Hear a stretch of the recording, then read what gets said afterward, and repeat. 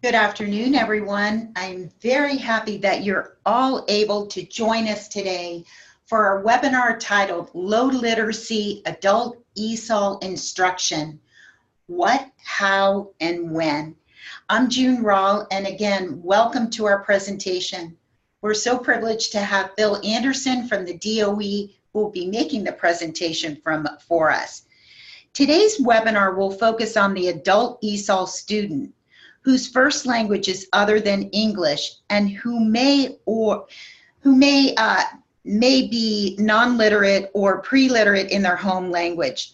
Some of these students in our programs may represent those who have low levels of literacy in their home language due to little or sometimes no opportunity to attend school in their home country. Again, we're privileged to have Phil Anderson from the Florida Department of Education today to guide us through multiple instructional resources and research-based teaching strategies to help us assist these students in order to increase their ability to communicate in English effectively. We'll examine the state's literacy skills for adult ESOL curriculum framework, and we'll explore different ways to teach these skills. But before we get started, please note that your attendee microphones are muted and that you will have an opportunity throughout this presentation where Phil will be asking you some questions. So be prepared to interact with us. You interact with us via the Q&A section on your screen. You'll see that Q&A section. You just load your question in there or your comments or anything that you'd like to share with us, and we'll be visiting that Q&A throughout the webinar. Remember that today's webinar is being recorded and all of the materials are already posted on the IPDAY website. Look for the recording session to be posted in about 48 hours. So with that, Phil, I'm going to go ahead and turn it over to you, and then I'll come back at the end for some final comments and monitor this Q&A section. Thank you again for joining us. Here's Phil. Good afternoon, everyone. It's a very special privilege for me to be able to join you in your office or your place of work that you are viewing this webinar today. And I'd like you to join me in a conversation today to talk about some of the students that are, in my own memory, some of the most special people that I've ever known. And this topic today is we're going to talk about students who didn't have an opportunity to learn to read or write in their own language when they were growing up. And they've come to the United States somehow, and here they are in our communities, perhaps not yet in our classroom, but they are usually very, very eager to try to learn to speak and write any language, but especially when they're in this country, to learn to read and write in English. I guess right now I feel strongly about just to tell you a little story about what happened in my own household with my mother-in-law, who is from Haiti. She came to live with us for an extended period of time. The mother-in-law had 10 children. She had a business of sewing all the uniforms for the school children in the community in which she lived. Around 300 to 400 uniforms. The people would bring her the material and she would sew the uniforms for those children. There was no electricity in her village. All of those uniforms were sewn on a pedal sewing machine. She kept that business going. She fed her 10 children. But she never learned. She never had an opportunity to go to the schools of the children she was sewing the uniforms for. When she came to our house to live, after a few weeks, we noticed that she was using a small box in her bedroom, and that small box was keeping something that was precious to her. As we would go out in the morning and go to work and she would be alone in the house, she would pick up the newspaper and she would copy out words from the headlines of the newspaper onto a little piece of paper, and she would put that little paper in the box in her bedroom, and she would study those letters on her own. Hungry to learn, hungry to know what those little squiggly lines were and what she could do with them, because she saw that in our household, we were using those materials all the time, and she wanted to be able to use them as well. Let's start with our first slide here. These quotes come from a very highly renowned expert in working with students who are not literate in their home language. Dr. Edwidge Crevker Bryant, close friend of myself as well as many thousands of students in Florida and teachers all over the state of Florida. She wrote a research paper, and in her research paper she wrote these words on this page, on this slide. Our visual world is an ocean of print, most of it in front of our eyes. In a literate society, we literally swim in an ocean of print. That was a statement from Bosch, Linda Bosch in 2003, and Dr. Bryant included that quote in her research paper. And then she went on to say, Edwidge went on to say, if this statement is true, then what happens to those individuals within our society who have not yet learned to swim in this ocean of literacy? How are they staying afloat? Well, that's what the mission of this webinar and the mission of the state of Florida program to work with students who cannot read or write in their own language. To help them to be not only stay afloat, but to successfully make progress in this ocean of print themselves. These people are extremely intelligent, and they are very highly critical thinkers. Not being able to use the print language, but yet being successful in traveling from one country to another and working in a new country, doing everything they need to do, go shopping, everything else they need to do in this new country, this new world, without being able to understand the words of their new world. So these people do have an innate intelligence, and if we can work with them to successfully use their intelligence to open up these books and these things of print, then we will be very successful. I'd just like to know a little bit about what your thoughts are about this, what experiences you might have had with students in your classes that you've worked with who couldn't read or write in their native language.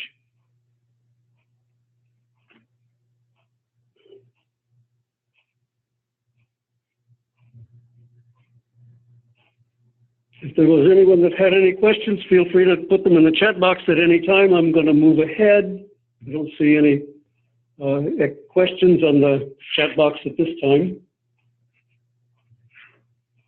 So I want to share with you what are the 3 objectives that I have with this PowerPoint, the webinar today. We're going to examine the what. And the what consists of the State of Florida Department of Education curriculum framework called Literacy Skills for Adult ESOL. That's the name of the course, and it's a course that was created by the state for programs to use around the state. So we're going to look and go into depth in that curriculum framework and see what it's all about. Then we're going to look at the how we can use that curriculum framework as well as other materials and resources to teach these students who may be pre-literate, non-literate, or semi-literate. We're also going to give some definitions of what those terms mean specifically according to the research on these types of, this group of students. And then we're also going to explore a little bit about when and where, the administration part of it, how to set up classes that are appropriate for this group of students, what type of program they need. So those are our 3 goals for today, and I hope we'll be successful in meeting them.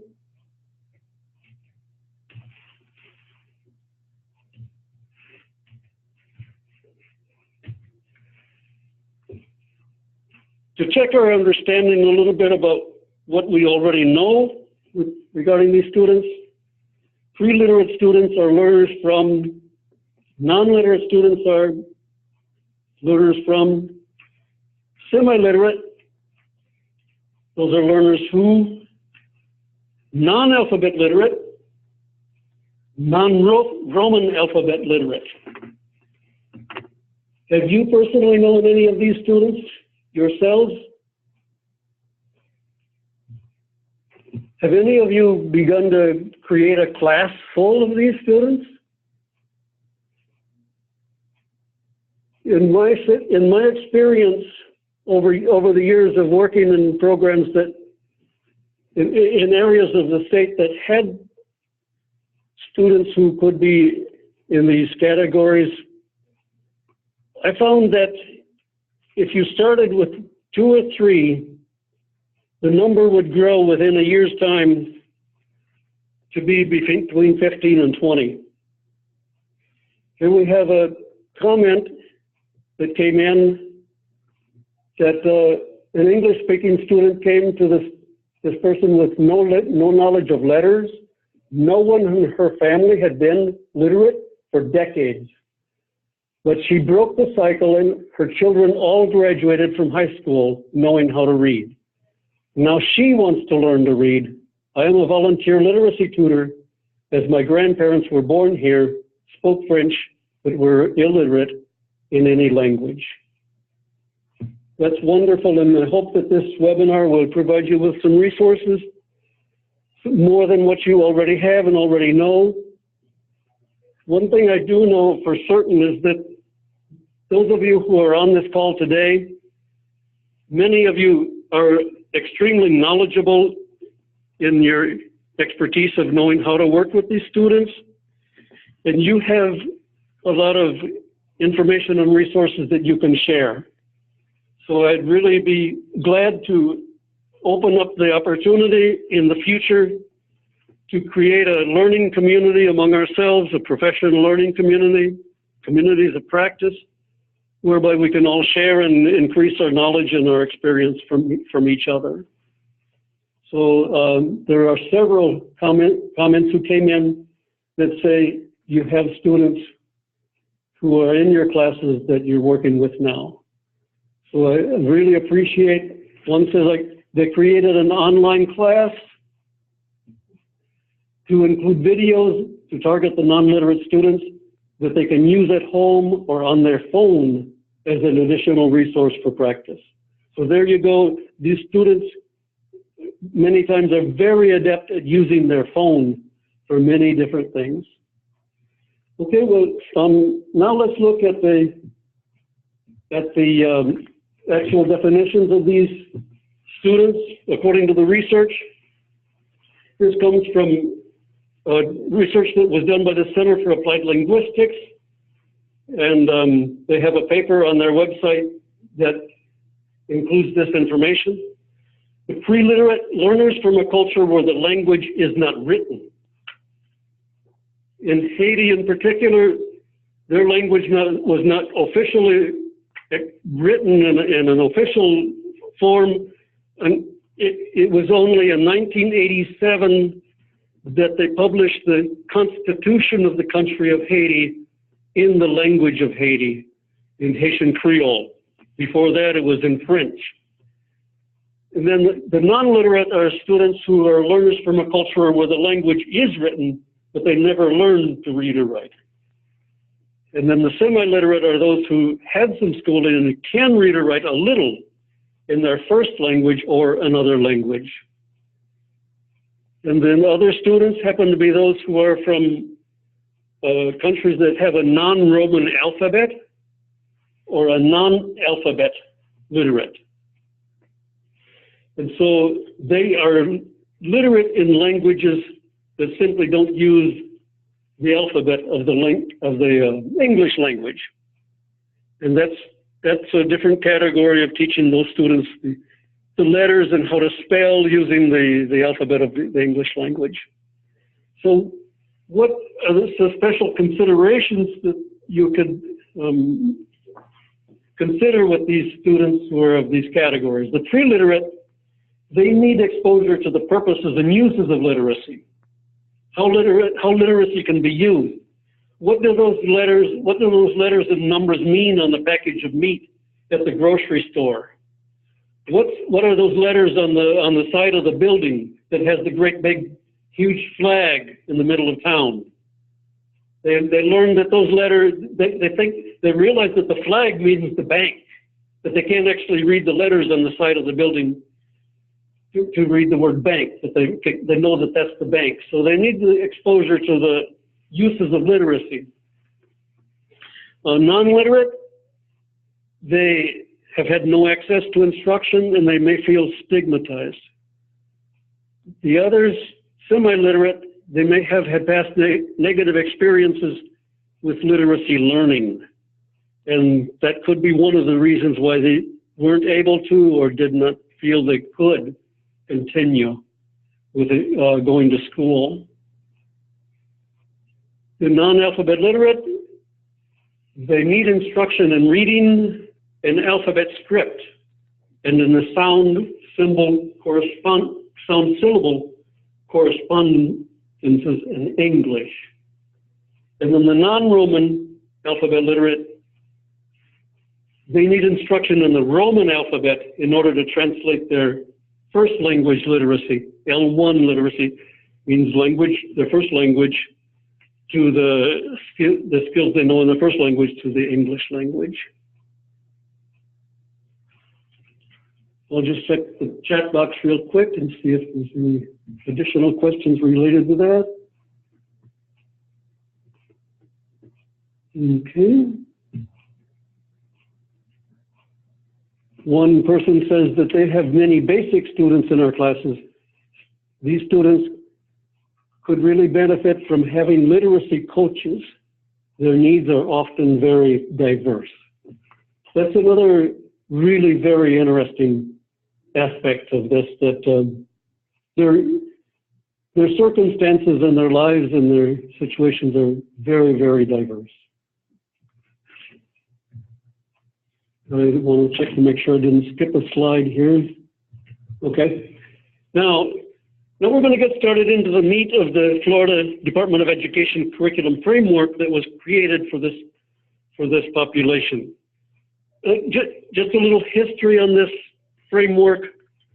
The original authors of this framework consisted of a group of about 5 to 10 adult ESOL practitioners, and they were led by Dr. Edwidge Krebker Bryant, who I mentioned earlier, when she was the chair of the Adult ESOL Practitioner Task Force for the state of Florida for several years. And she initiated this framework, the creation of it. I was lucky enough to get in on the final phases of the creation of the framework and to sit in on some of the meetings that they held as they were creating this framework.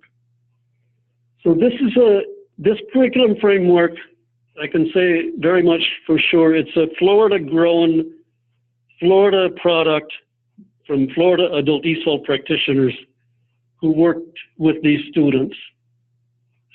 And so the Florida Department of Education provides teachers now with this curriculum framework. And I want to emphasize that it's not a curriculum, a standalone curriculum by itself. It's simply a framework for programs and teachers to build the curriculum for their students and for the class, to build a curriculum that fits the needs of their students. So our intent statewide on a general basis for everyone is simply to provide this framework. The framework is like the framing of a house, that you can put the unique aspects of what you need on the frame of your house, on the frame of this this curriculum framework. So it has it gives a structure to teachers, and it includes the following 7 different components. It has a curriculum. A curriculum would consist of 7 different components that a teacher or a program could add on to the framework. So you could create lesson plans based on the framework, handouts, artifacts. By that I mean the things that exist in the real lives, everyday lives of the students, such as eating utensils or fruit or table, chairs, other artifacts that are used for teaching, and then textbooks and realia and signs and letters. Realia could be something like a letter that they receive from immigration or wherever, and they bring it to you. Sometimes they receive an official-looking envelope that they think is something official, and then they bring it to you asking what it's all about, and it happens to be a mailer that's sent out regular, to everyone. It doesn't have, it's not intended for one, for the individual that actually received it only. It's for everyone. So what types of things have you used in your curriculum? I'd be happy to hear from you on that, and if there's anyone who's put anything on in the chat box. So someone says they have Hispanic students who can take advantage of language transfer rules, Chinese students whose written language is so distinct, and then she is so stressed about not knowing everything that she writes the IPA transcription and the Chinese translation for every word. Overwhelming to see her page. So much stress in the unknown. That student is putting forth a lot of effort and work. That's just beautiful. Another person says, I rely heavily on children's picture books. I allow students to take them home to read to their children. I also post read aloud versions from YouTube on my blog so students can listen and read as well. That is just wonderful. And then someone also adds on Law-Backed Way to Reading. That's a book that I personally had experience using in my class too. So thank you so much for your comments. They are really, really wonderful. And perhaps I'm not catching them all, but we will definitely have them recorded and share them with everyone. So let's proceed to get into the framework here. The Florida Department of Education frameworks have 3 levels. That's what the original authors conceived of at first, that there were 3 different levels. And these authors, by the way, are people who really did a lot of research, especially Dr. Krivker Bryant. She was the lead researcher. So literacy A is the first level. It's the first steps. One of the competencies that is listed in the curriculum framework, the words that are written in italics come verbatim from the Florida Department of Education frameworks. This one says, hold a writing tool appropriately. The next one is, the next level is level B, intermediate steps. One of the competencies from there says, copy lowercase letters with tails, the G, J, P, Q, and Y that have a tail. And then the final step of the course in literacy level C means that these students are passing into becoming able to read and write in English. So one would be one of the competencies there is write the names of classroom objects. The frameworks include these 6 components. They start off with the basic literacy skills. Then in the area of life and work skills, they have communications competencies, employment competencies. Let me just stop and say, for me, the definition of the word competency means that's something that a student can actually demonstrate the ability to do. You're competent to be able to do that. You demonstrate the competency of being able to perform the particular skill in the visual or oral or written manner to show that you can do that. So the 4th one is consumer and community education. And the 5th one, health and nutrition. and the sixth one, transportation and travel competencies. So those are the areas that the authors of the framework put together for this course. Let's start off by looking more in depth at each of those categories. So the first category was basic literacy skills. By the way, I should also note that is not intended that the competencies and the skills, basic literacy skills, be taught in a particular sequence continuously throughout. The teacher has the discretion to be able to determine which competency should be taught at which time with their students. So it's not intended to be taught in sequence. So under sound discrimination and basic literacy skills for level A, identify familiar sounds. Find, mine, see, say. Level B, isolate and identify familiar sounds in words. Level C, isolate and identify most vowel sounds in words. You can see the progression as they go through the levels. First is to identify the familiar sounds, and then to go on and identify them in words. And then finally in level C, identify most vowel sounds in words. Under reading, you can see again the progression there. Use environmental print. And environmental print is a specific term that is defined in the use of it with non-literate students. It's print that they see every day in their local environment, signs and symbols in public areas and things like that. Common life skills documents, for example, what's the total on this receipt? And then use a simple picture dictionary. So these are different skills as they progress through the levels in reading, and then in writing, copying the letters to start off with. And copying the letters, not just any letter, but having the first level of students should stay with helping them copy letters that have horizontal and vertical lines. Now, the reasoning behind that is because these students, by not having the opportunity of having gone to school, they missed on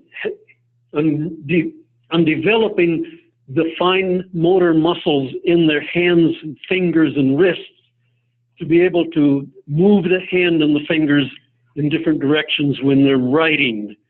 They didn't draw things when they were children. They never went through the phases of drawing from stick figures to other things like that. And they also never developed the skill of writing letters if they did have a chance to go to school. So it's very difficult for many of them to make an X with diagonal letters, or to make a letter that has a curve in it.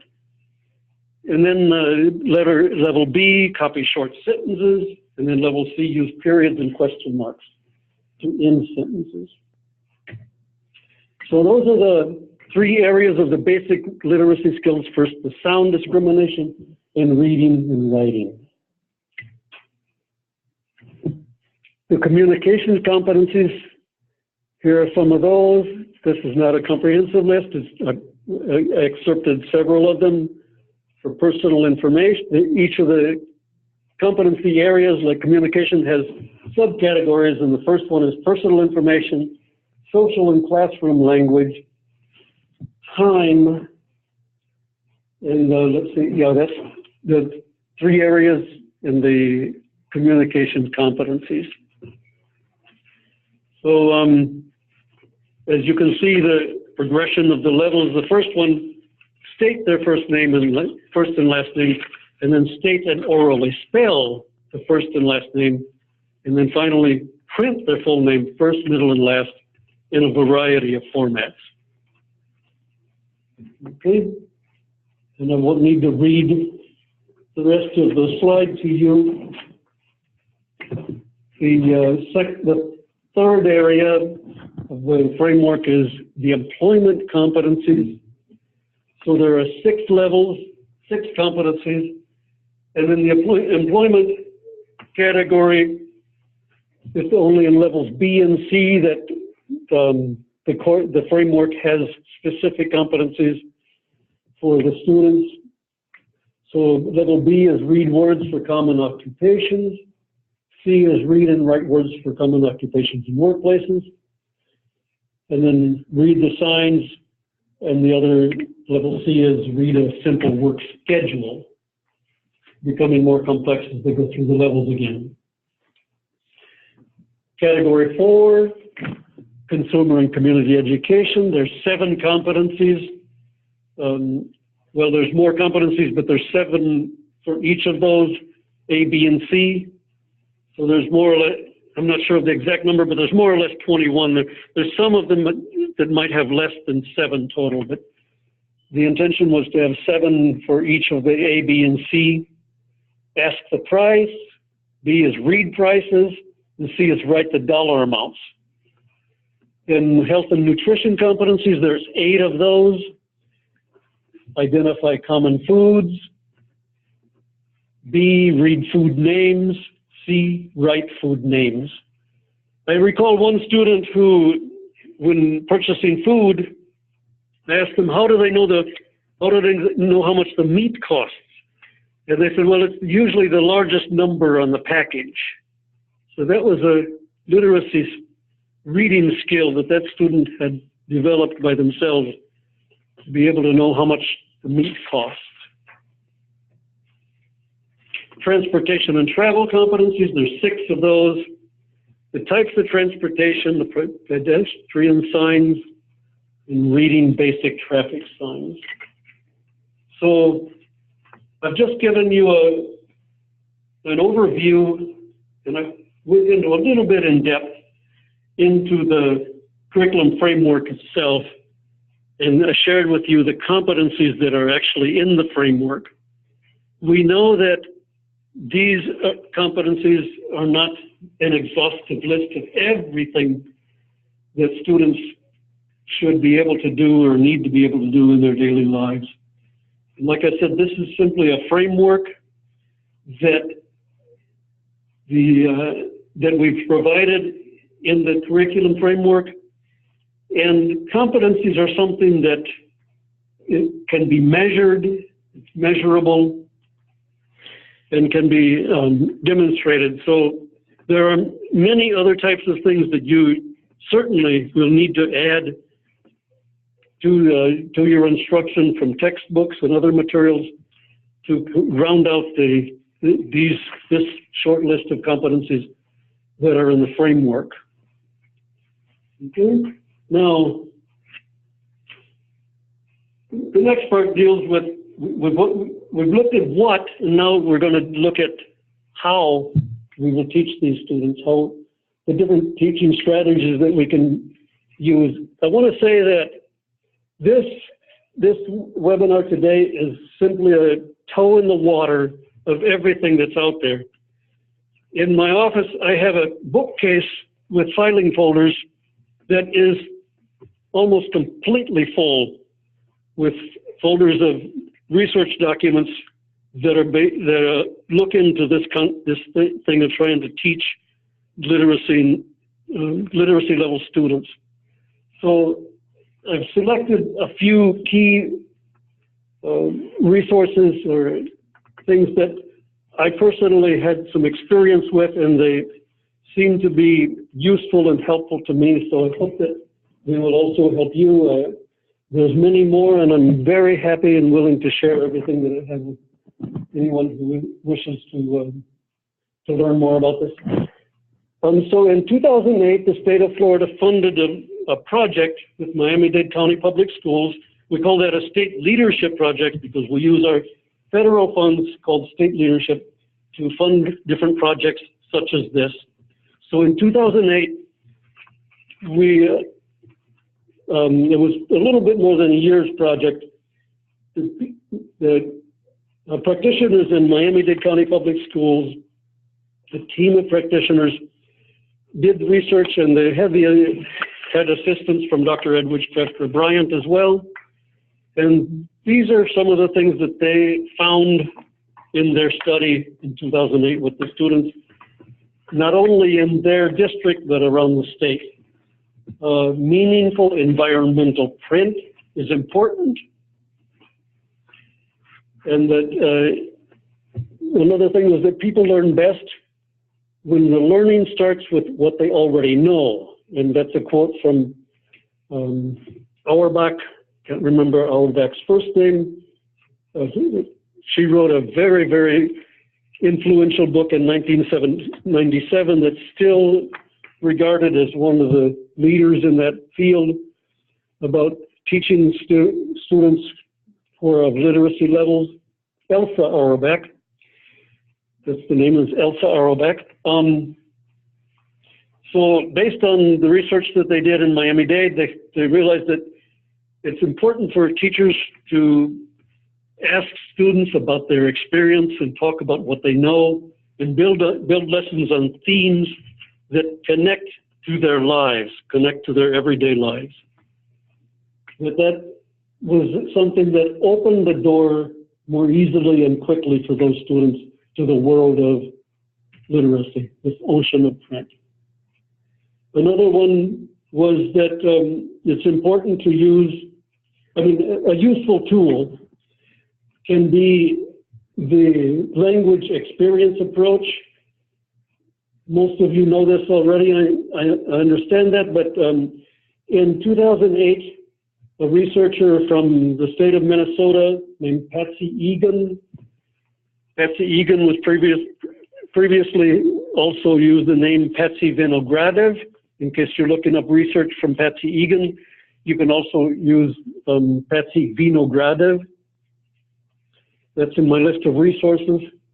And so the language experience steps, of course, are ask the questions of students, write the words that they say, not our own, read their words to them, to and with them as a story, prompt them to read their own words to others as a story. Next, final step is they get to the point where they can actually copy and they can write their own stories themselves. So it's an incremental approach, but the thing of it is that they're experiencing their own language. I remember one story that Edwidge Bryant shared with us of working with a student who wrote her name on a paper, and the name had misspelling or something with the letters, and Edwidge said, erase that letter and put in this letter, and the student looked at Edwidge with shock on her face. And she told Edwidge, "What? You want me to erase myself?" And Edwidge said that was an eye-opener to her, that this student's letters that she had written, she self-identified so deeply with the letters that she herself had written that it felt like that if she actually erased one of those letters, it was like she was erasing her own self. So yes, these letters and things, the language experience approach gives students a lot of ownership over the language because it's their own words.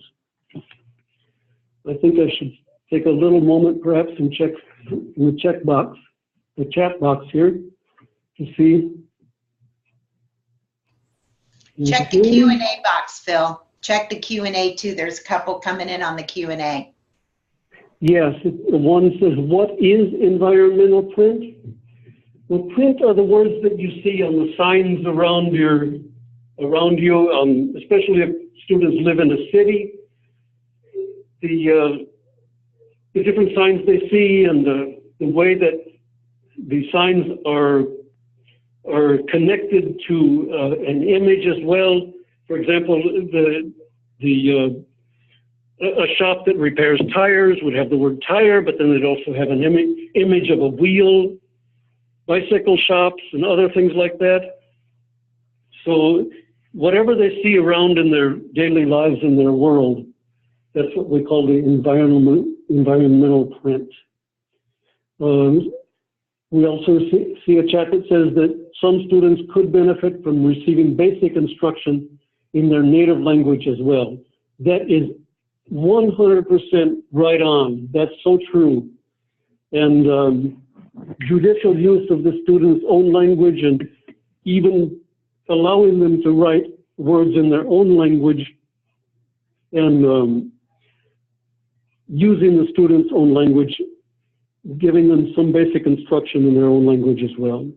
I personally had the opportunity to do that with a class in Belgrade, Florida, actually, a class of Haitians that I had, and we purchased a Haitian picture dictionary, and we went from there, and it did seem to help the students a lot. Let's see. When someone says they use food realia, textbooks, anagrams, and word search puzzles. Let's see. Another. Okay. These messages in the chat box are extremely, taking students on trips to the supermarket, restaurants, movies, bowling, and have students to write about it as a group, are experiences I've engaged my students in. That's wonderful. I appreciate that very much. I have tried to use all of these curriculum frameworks in different ways. That's a person we really need to hear more from, isn't it true? So thank you very much for that comment, and very appreciated. They have the students dictate to me how they came to the United States. I type up their stories and print them. They take their stories and read them to each other. That's beautiful. I appreciate that so much. Okay. I do need to start moving on. Let me just see what next. The next slide is sorry. Okay. This comes from Patsy Egan again, and again her name is also Vinogradov, Vinogradov.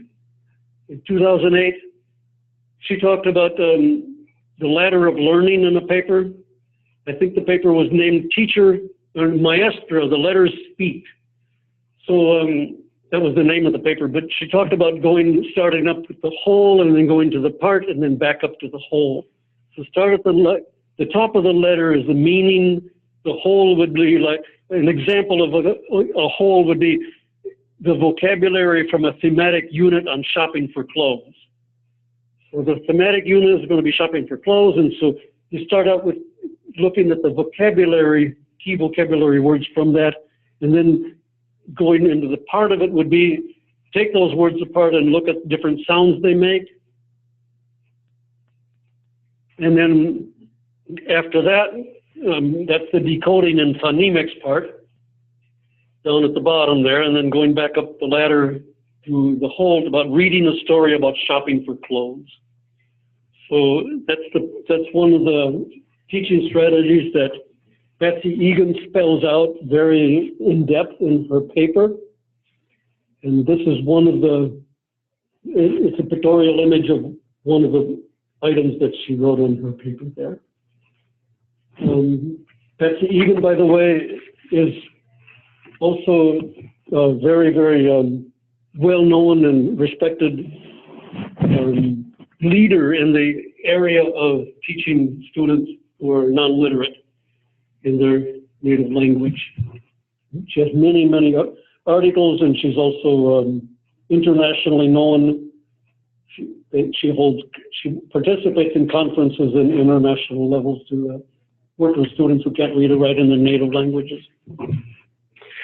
Finally, another strategy of how to teach is moving hands open the way to learning. So by moving hands, I mean moving the hands. By moving their hands, they can open the way by developing the fine motor skills to help them learn how to make circles and curved lines. The wrists, hands, and fingers are needed to form letters, write on lines and in boxes, and to draw geometric figures. Older persons that have their hands and muscles, older persons' hands and muscles, they need time to adjust and become familiar with these actions.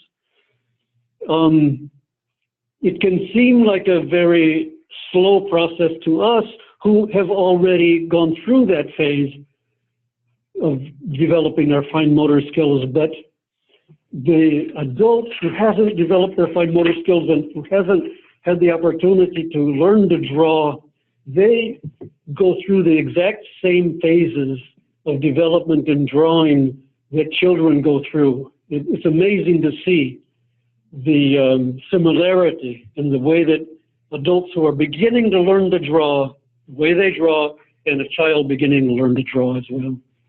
So the muscle memory and using their hands, that's another avenue to open in literacy for them. Another is using drama to set up real life scenarios. Exaggerate the sounds of English. By that I mean when you're speaking, when you're teaching a certain sound at a certain point of time, then you can exaggerate that sound in the letter, magnify the rhythm of the language. Just simple things like helping them to know whether a person is asking a question, because the sound usually goes up at the end of the question, and the sound usually goes down when they're making when someone is making a declarative statement. Things like that can help the student say, oh, okay, I know they're asking me a question at least. And then also create a safe space for, I'm sorry, there's some errors there, oh my. Well, I guess I'm in a safe space. Another is laughter, music, and movement.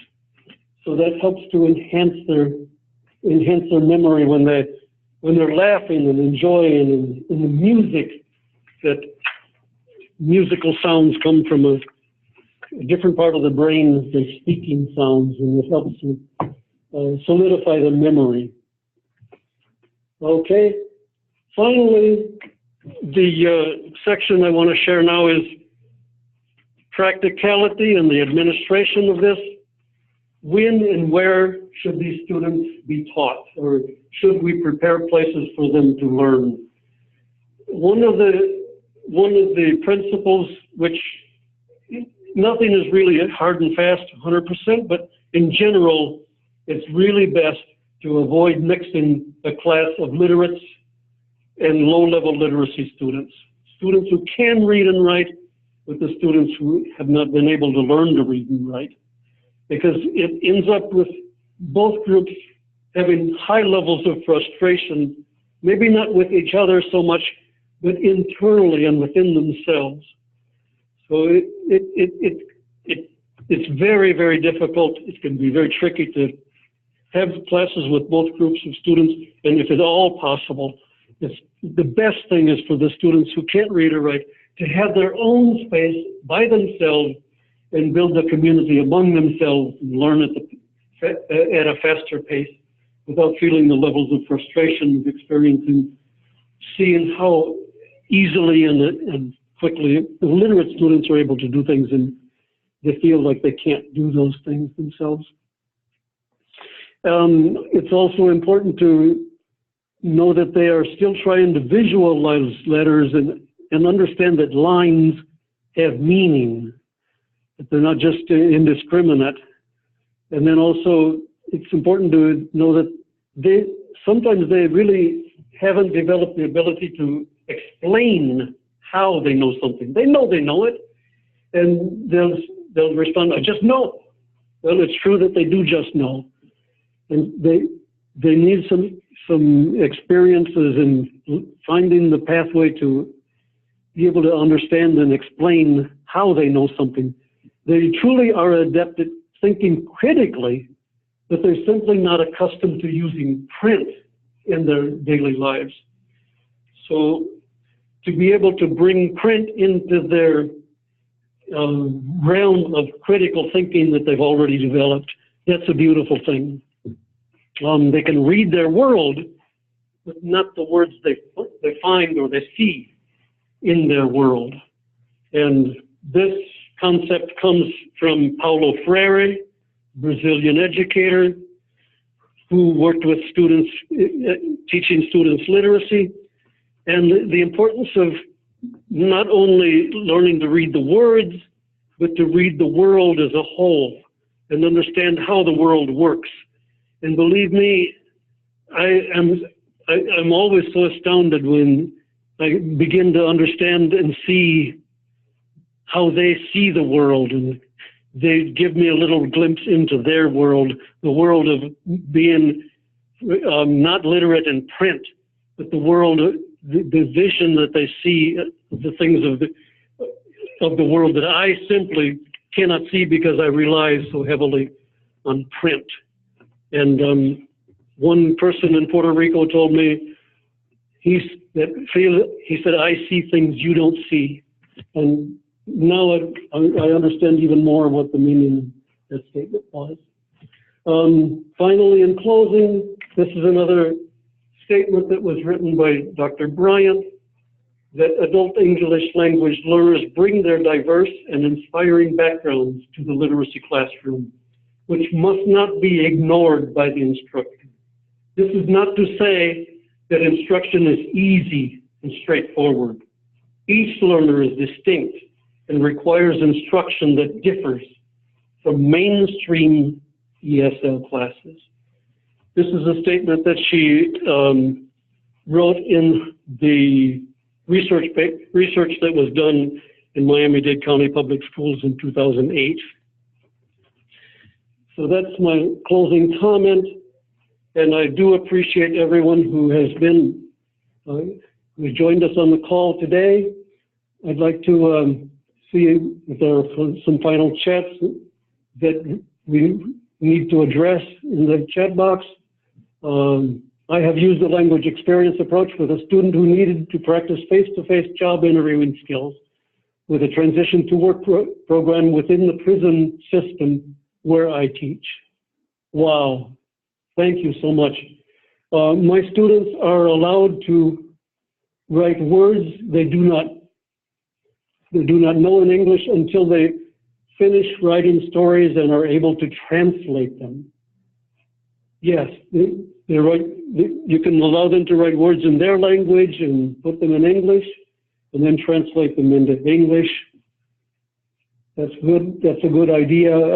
Please explain that they can read their world, but not the words they find in their words.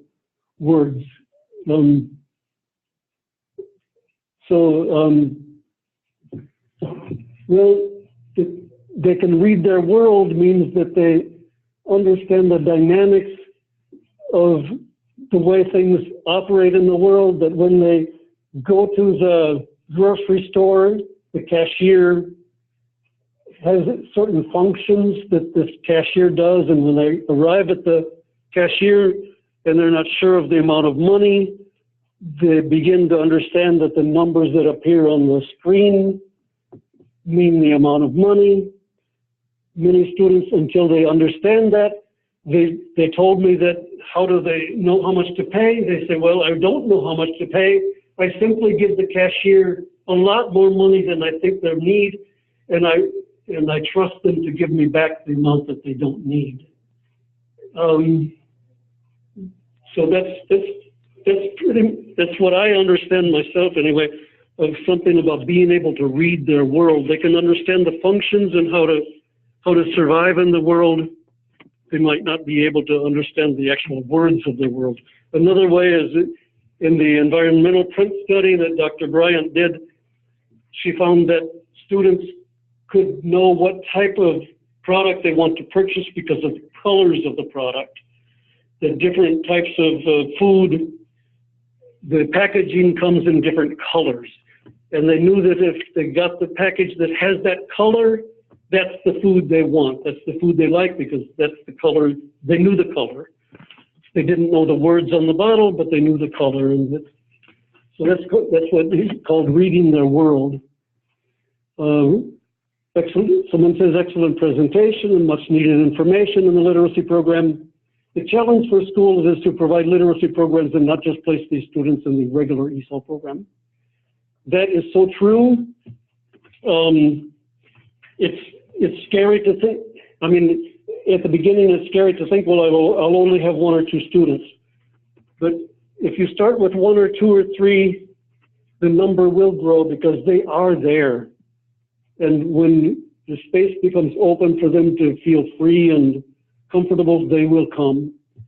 We also have, do you have a suggested curriculum tools that are more adult friendly for literacy learners and less K-5 presentation? Yes, we do.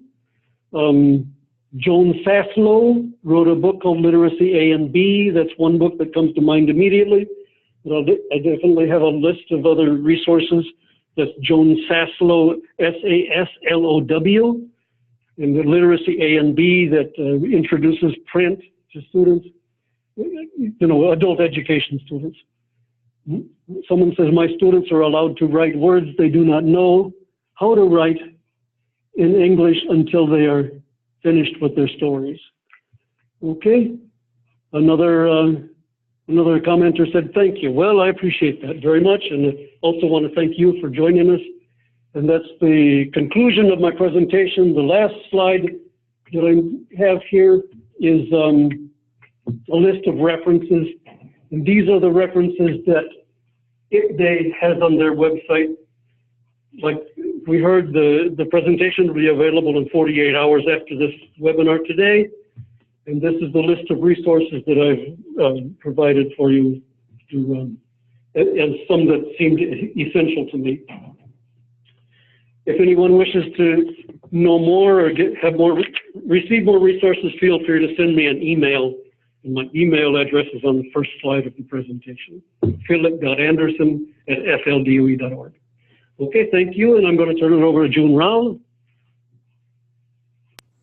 Wow, Phil, thank you so much for your time and your presentation. It was really very insightful, and I want you to know on behalf of all of us serving in the ESL community that we really appreciate all that you do for us. We really thank you for that.